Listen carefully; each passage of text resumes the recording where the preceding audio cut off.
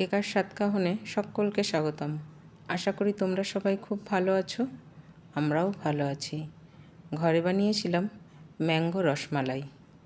খেতে হয়েছিল ভীষণ ভীষণ টেস্টি, আর খুব সহজেই ঘরে বানিয়ে নেওয়া যায় এই ম্যাঙ্গো রসমালাই। এটা দেখতে যত সুন্দর হয় না, এটা খেতেও সুন্দর হয়, ভীষণই লোভনীয়। তাহলে আসো দেখে নিই কীভাবে করলাম, সঙ্গে থাকো। ম্যাঙ্গো রসমালাই করার জন্য এখানে আমি একদম পাকা সুন্দর মিষ্টি দেখে হিমসাগর আম নিয়ে নিয়েছি। খুব মিষ্টি আছে আমগুলোকে। এখন এগুলোকে ছাড়িয়ে ছোট ছোট পিস করে আমি মিক্সিতে নিয়ে নেব এই আমগুলোকে। আমি এখানে দুটো আম ব্যবহার করব। দেখো, মিক্সিতে আমি সব আম এইভাবে ছোট ছোট টুকরো করে নিয়ে নিয়েছি। আর এখন এখানে নিয়ে নিলাম কিছুটা পাউডার দুধ, দিয়ে একটা ভালো পেস্ট তৈরি করে নেব। পাউডার দুধ ব্যবহার করলে মালাইকারির টেস্টটা খুব ভালো আসে। আর পেস্টটা নিয়ে নিয়েছি একটা পাত্রে, প্যানের উপরে। আর নিলাম সুজি, স্বাদ অনুযায়ী নুন, আর সামান্য চিনি নিয়েছি, কারণ এখানে আম আছে, আম ভালোই মিষ্টি হয়, তার জন্য খুব সামান্য চিনি। আর নিয়েছি 1 চামচ ঘি, আর 1 বাটি দুধ, মানে যতটা সুজি নিয়েছি ততটাই দুধ নিয়েছি। দিয়ে এখন এটাকে খুব ভালো করে মিশিয়ে নিতে হবে। এটা খুব ভালো করে মিশিয়ে নিয়ে তবেই গ্যাস ওপেন করব। সব কিছু ভালো করে মিশিয়ে নিয়ে গ্যাস আমি ধরিয়ে দিয়েছি। এখন এটাকে অনবরত নাড়তে থাকতে হবে, যাতে তলায় না লেগে যায়, সেদিকেও ধ্যান রাখতে হবে। খুব ভালো করে জাল করে অনেকটা যখন শুকিয়ে এসছে, তখন এখানে আমি এলাচ পাউডার ব্যবহার করেছি। এখানে 4টে এলাচের পাউডার আছে। আবার এখন সব কিছু খুব ভালো করে মিশিয়ে নেব। এলাচ পাউডার দেওয়াতে ফ্লেভারটা খুব ভালো আসে, খেতে খুব ভালো লাগবে। দেখো, এটা কিন্তু একদম হয়ে এসছে, শুকিয়েও এসছে অনেকটা। যখন এরকম আঠালো মতন হয়ে যাবে, তখন গ্যাস বন্ধ করে এটাকে একদম ঠান্ডা করে নিতে হবে। এটা খুব ভালো করে ঠান্ডা হয়ে গেছে। হাতে আমি সামান্য ঘি লাগিয়ে নিয়েছি। এখন অল্প অল্প করে নিয়ে এরকম লাড্ডুর শেপ দিয়ে নেব। প্রতিটাই এইভাবে আমি লাড্ডুর শেপ আকারে করে নিয়েছি।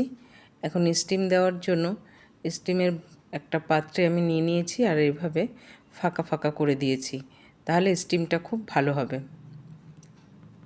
7 থেকে 8 মিনিট পর্যন্ত আমি এটাকে মিডিয়াম টু লো আঁচে স্টিম করে নেব।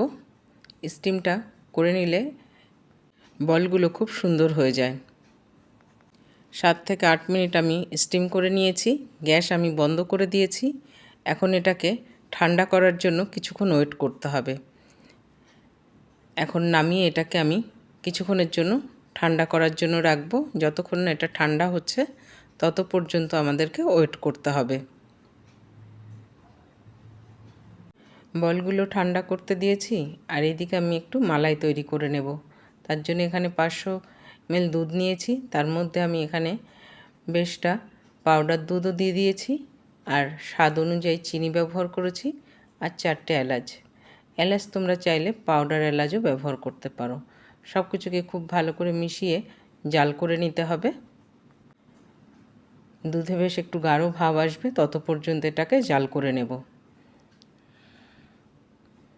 দেখো, খুব ভালো করে কিন্তু জাল করে নিয়েছি আমি। আর এখানে আমি এখন একটু কেশর ব্যবহার করব। কেশর ব্যবহার করলে এর কালারটাও ভালো আসে, আর ফ্লেভারটাও কিন্তু খুব ভালো হয়। কিছুক্ষণ জাল করলেই কেশরের জন্য এর কালারটা খুব ভালো আসবে। আর এখানে কিছু আমি পেস্তা কুচি করে দিয়ে দিয়েছি, তাহলে দেখতেও সুন্দর হয়, আর যখন তুমি বাইট নেবে তখন পেস্তা মুখে পড়লে খেতেও বেশ ভালো লাগে। খুব ভালো করে জাল করে নেওয়ার পরে যখন একটু গাঢ় হয়ে এসছে, গ্যাস বন্ধ করে আমি এখানে আমের পাল্পটাকে ব্যবহার করেছি। আমি কিছুটা আমের পাল্প রেখে দিয়েছিলাম গ্রেভিতে ব্যবহার করার জন্য। দেখো কতটা থিক হয়ে গেছে। বলগুলো দেখো একদম ঠান্ডা হয়ে গেছে, আর দেখতে কত সুন্দর হয়েছে, একদম লোভনীয় না? এই অবস্থাতেও কিন্তু খেতে এটা ভীষণ টেস্টি হয়। দেখো, কোনোটা কিন্তু কোনোটার গায়ে লাগছে না, একদম সুন্দরভাবে হয়েছে। এটা দেখতেও যেমন সুন্দর হয়েছে, আর খেতেও হয়েছে ভীষণ সুন্দর। তোমরা কিন্তু খুব সহজেই ঘরে এটা বানিয়ে নিতে পারো। ঘরের সবাই কিন্তু ভীষণ হ্যাপি হয়ে যাবে, ভীষণ ভালো লাগে খেতে।